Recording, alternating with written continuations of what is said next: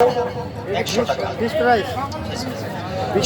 আটা দেখো, যেমন 1 কেজি আটা নিব, 2টা 3টা ডিম দিব, মিষ্টি খেলে চিনি দিব, ঠান্ডা পানিতে গুলোটা খাবলায় করে নেব।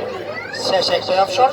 এটা ডিমে মাখা পিঠা হবে, কড়া তেলে ছেড়ে দেবে, নরম তেলে ভাজা হবে। প্রত্যেকটা পিঠা কিন্তু বিস্কিটের মতো হবে, কোনো ঘটনা না। ইজি কাটিং হবে, বিলকুলই ভাবে কাটা যাবে প্রত্যেকটা পিঠা কিন্তু। ম্যাম আমি 4টাই কিন্তু বানানো শেষ করলাম এটা নিয়ে। হ্যাঁ, 3টা অলরেডি বানাইছি, এটা হলো 4 নাম্বার। জি ম্যাম, আপা এরকম হতেই পারে, স্বাভাবিক ব্যাপার। আমি বলছি 80 জন, শতকরা 80 জন মানুষ কিনবে, 20% মানুষ পারবে, 40% মানুষ নাও পারতে পারে। কারণ সবাই দেখে, বুঝে না কেউ।